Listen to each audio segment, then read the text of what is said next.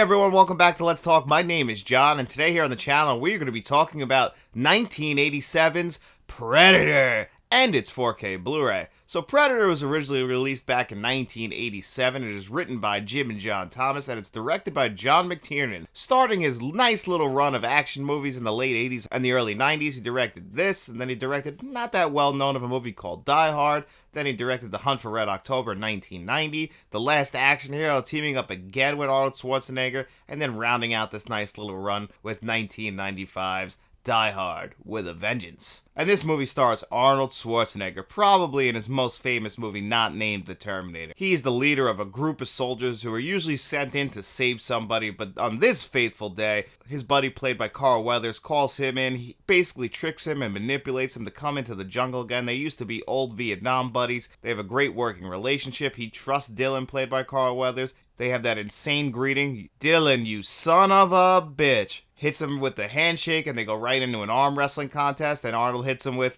"What's the matter? They still got you pushing pencils?"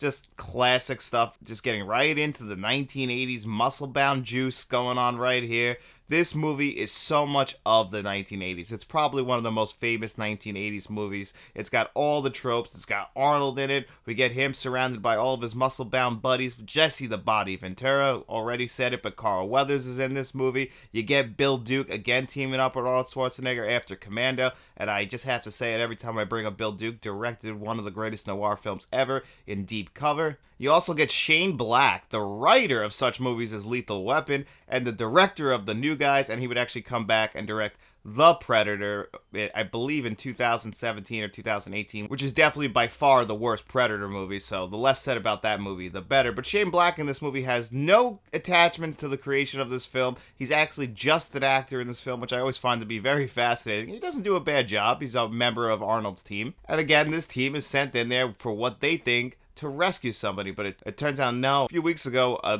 team of Green Berets were sent here to do the exact same mission, and you saw what happened. We see these skinned bodies, and nobody knows what's going on. Right from this point on, after this amazing action sequence, this team starts to realize that they're being hunted by something, and they spend a lot of time in this movie before they reveal to you the Predator. Like, we don't really know what's hunting them. We know that they're being hunted by something. The team starts to get picked off one by one until finally Jesse the Body Ventura, who earlier in the movie had a classic line. This movie's filled with so many classic one-liners, including when Arnold's just banging through the one house and he's like, "Yeah! Stick around." As he puts a knife through one guy, or as he knocks down a door. Knock, knock. And then just starts blowing him away. But Jesse the Body Ventura, Shane Black points out to him, he's like, "Oh, you've been shot." He's like, "I ain't got time to bleed." And then Jesse the Body Ventura gets killed, and Bill Duke and everybody just fires all of their ammunition. I don't know how they have anything left.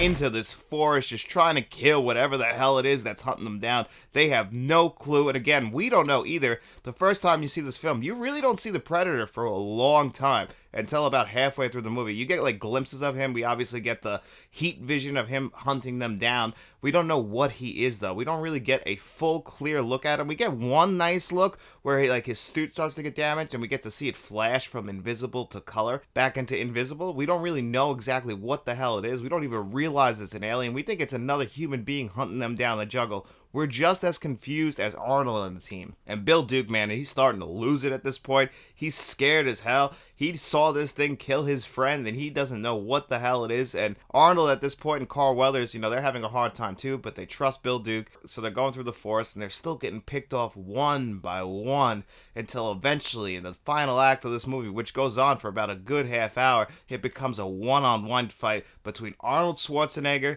and the Predator, and this movie really just takes off. Arnold, before this, you know, he's banging out the one-liners. We love to see the team together. We get the classic, "Run! Go! Get to the chopper!" Another classic one-liner. This movie has at least 5 classic Arnold one-liners in it, and then if you add up the rest of the team, you probably got about 20 of them. And then we just get that big one-on-one fight between Arnold and the Predator. Arnold figures out if he puts mud on his body, they can't see him, so that ends up becoming a more fair fight. And the Predator, I'll tell you, man, because this movie is based on the world's most dangerous game, the Predator is just a hunter for sport. That's what he's there to do. He's there to just hunt humans. He came to this planet. I mean, he got shot down, but he's there to hunt human beings. And he's, he doesn't like it if you're not giving him a fair fight back. At one point, he easily could have killed Arnold, but he drops him, takes his mask off, and says, "All right. You're one ugly motherfucker. Let's go." You gotta respect the spirit of the Predator. He wanted to have as fair a fight as possible. Of course, at the very end, though, Arnold gets the better of him, but he has one last trick up his sleeve. He sets off an explosion in his suit, and that laugh that he does, which doesn't fit the look of this Predator at all.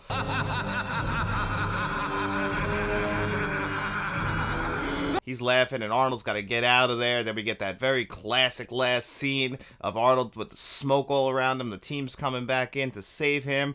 The guy who plays the Predator is the helicopter pilot, by the way, in case you've never realized that. And then we go into our classic 80s cast montage in the end credits, which is just ridiculous, but it ties into this movie perfect because this movie is just a hodgepodge of a bunch of different genres, whether it be in the action genre, the sci-fi genre, the horror genre. And then, the score just kind of feels like an adventurous 80s score, almost John Williams-esque, and they have that, very lighthearted end credit sequence. It's just, this movie is just so much of the 1980s. It's a ton of fun. You could obviously say it's not the most highbrow movie of the 1980s, but it's got Arnold Schwarzenegger, these big, beefy, jacked up men just going in there and just killing every which way they can, but their match is an alien from a different planet that's there to hunt them down. I absolutely love Predator. Other than the Terminator and Total Recall, and maybe Commando, this is definitely a top 5 Arnold Schwarzenegger movie. John McTiernan would obviously do better with Die Hard, but you cannot sell Predator short. This is a fantastic 80s action film that started a franchise that's still going to this very day. Last year we got Prey, which was a great sequel, the best sequel to this movie in my opinion. Predator 2, Predators is pretty good. The Predator is awful, but you can never ever replace the original Predator, a classic of the sci-fi genre and of the action genre. So if you haven't checked out Predator, you are doing yourself a horrible disservice by not seeing this one. Even if you don't want to see it in this 4K Blu-ray that we're going to talk about right now, I could just highly recommend Predator just from an entertainment standpoint. But before we dive into this 4K Blu-ray review, if you are a fan of 4K Blu-ray reviews, movie reviews, lists, podcasts, and shorts, we try and do them all here on the channel, and nothing would help this channel out more than by you just simply liking this video and subscribing to the channel. An elite rescue squad. You're bleeding, man. I ain't got time to bleed. Well, here it is, Predator on 4K Blu-ray, and this was a request from Lorenzo Harris, man of God, to do a review of this 4K. And you know what? I was more than happy to oblige. I love Predator. I didn't get this when it was originally released back in 2018, so it is actually on the older end of the 4K spectrum, but this old 2010 Blu-ray that I used to have was one of the worst Blu-rays around. And I was just doing another comparison of them. And when I first put the Blu-ray in, I was like, oh, this isn't the worst looking thing I ever saw. But then it starts to go on, and you're like, oh, wow, yeah, no, there's a lot of DNR in here. They tried to wipe it clean. They tried to raise the brightness up a little bit too high, so it starts to just look oversaturated, and everything just looks very unnatural.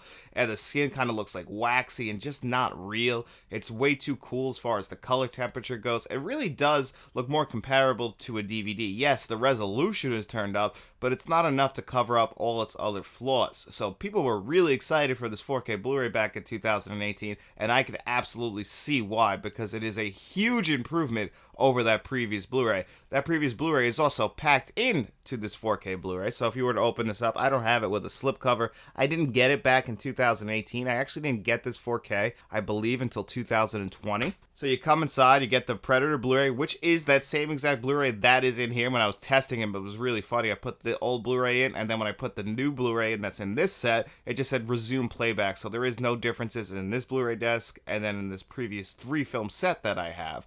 Now the 4K is where the big improvement is. Now there is also a 4K box set that you can buy right now, which is usually on sale for pretty cheap. I'm just not a big fan of the sequels except for Prey, which is coming to 4K Blu-ray really soon actually, so we got really lucky with that one, so I'll have the best sequel on 4K. I do actually own them all. I have the Predator on 4K Blu-ray, which is a nice 4K Blu-ray, but the film is horrible. I don't really go running back to Predator 2 that much. And Predators is probably, until Prey, the best sequel, but even that's a huge step down from Predator. So Predator, I was really happy to get on 4K Blu-ray, but that's why I didn't get the box set. And this new 4K Blu-ray doesn't have Dolby Vision on it. It doesn't have a brand new audio track, so that DTS HD 5.1 is the same exact audio track that is on the previous Blu-ray, that is on the Blu-ray that's packed in here. Same thing with the extras. You get no new extras. All the extras are the same that are on the previously released Blu-ray and on the Blu-ray that's packed in here. You get some good stuff on there, some deleted scenes, a nice making-of documentary. Not the greatest making-of documentary, if it bleeds, we can kill it. That's the name of the making of Predator. It's about 28 minutes long. You get some interviews, some outtakes, trailers, galleries. So it's a fair amount of extras, just nothing new. Stuff that's probably been following around this film since the DVD days. I would love a brand new making of documentary. Most of these people are still alive. It'd be really fun to pick their brain about this movie and work in the jungle, because there was some really fascinating behind the scenes stuff about this movie, like how Jean-Claude Van Damme was originally cast to play the Predator. Predator had a different design. Stan Winston had to scrap the whole design with Jean-Claude Van Damme and start over and do a brand new design, and thank God he did, because the Predator design is one of the most famous alien designs in film. And Stan Winston, we're talking about the guy who invented the Terminator design, so we know he could do it. He worked on Jurassic Park, and obviously he ends up making the classic Predator design that we all know and love to this very day. So I would have liked a brand new making of documentary, but you know what we do get here? A really huge visual upgrade to 4K. Is it the greatest 4K Blu-ray I've ever seen? No, not in 2023 eyes. It's definitely not aged that great, but again, it's a huge upgrade over the previous Blu-ray.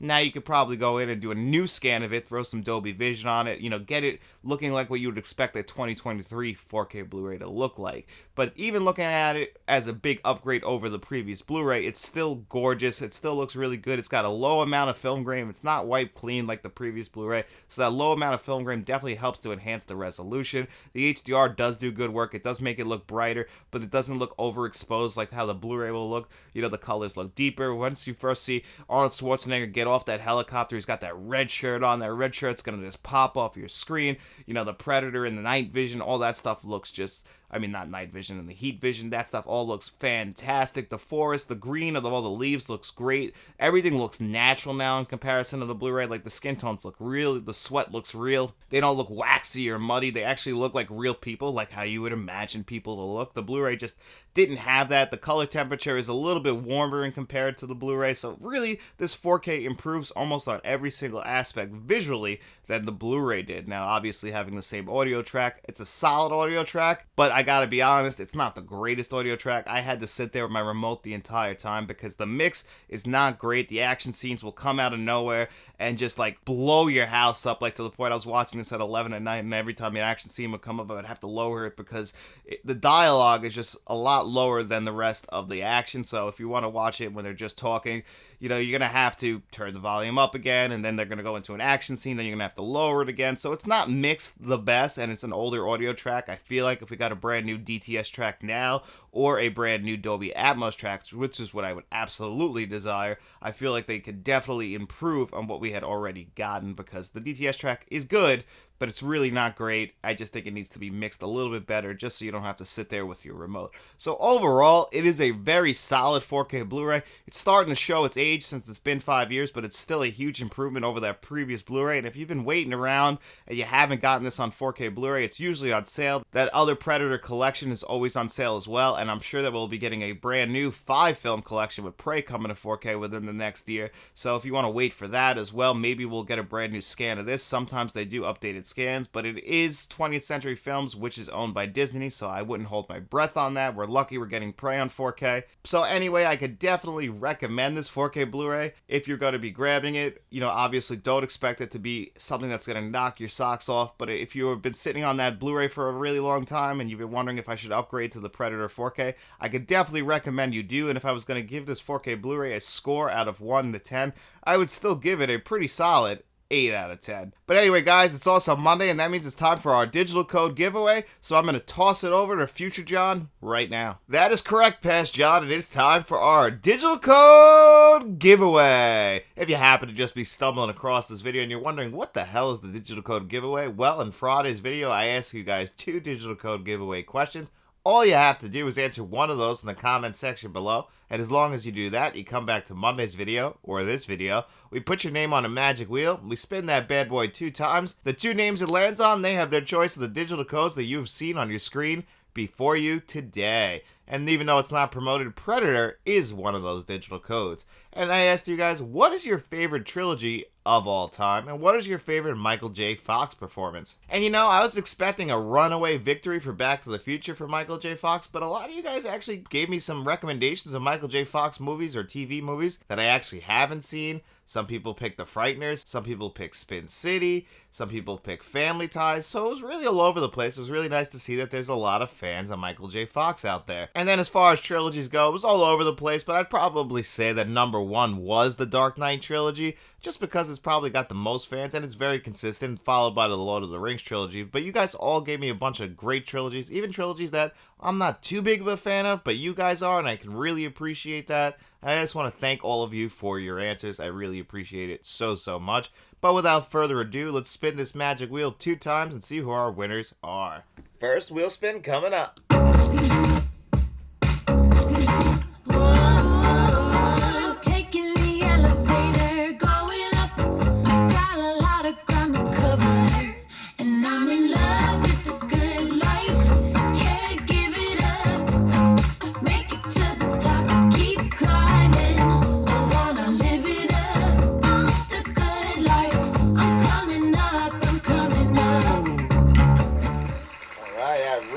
At Razzle Dazzle 1246. Razzle, gonna remove your name. Spin again.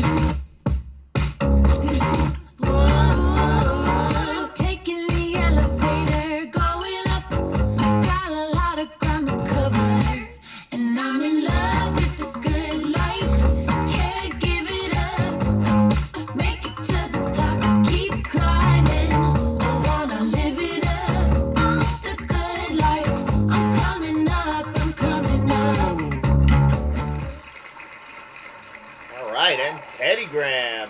There you guys have it. I used your YouTube names this week just because it makes it a little bit easier for me, just because people start to have like the same first name. But then when I put it on the wheel, I'm like, huh, is it this Scott or that Scott? So I just started using your YouTube names, and I'll get the real name after. So this week's 2 winners were Razzle Dazzle and Teddy Graham, and both of you guys are previous winners, so you guys know how this works. Reach out to me at my email address, letstalkentmt@gmail.com. Let me know which of the digital codes you want, and as long as the other winner doesn't take them, that digital code is all yours. And if you didn't win this week, don't feel too bad. We do this every single week, so come back to this Friday's video. I'll ask you guys 2 more digital code giveaway questions, and then we repeat the process over and over again, and there is no signs of the digital code giveaway ending. Actually, Matt, if you guys remember Matt, he said he's got a stack of digital codes for me to donate to the giveaway for you guys, so we'll keep this going. So if you don't win every week, don't feel too bad about it. There's people who have never ever won before, who've been entering for months. People have been entering for probably over a year and have only won once or twice. Some people are just luckier than others. If I was in the giveaway, I would absolutely never win just because I have no luck whatsoever. But anyway, guys, thank you so much for being here with me on another episode of Let's Talk. I hope you guys enjoyed this video, and if you did, make sure you hit that like button, hit that subscribe button, then just get out in those streets and tell your friends about us. We'll be seeing you around.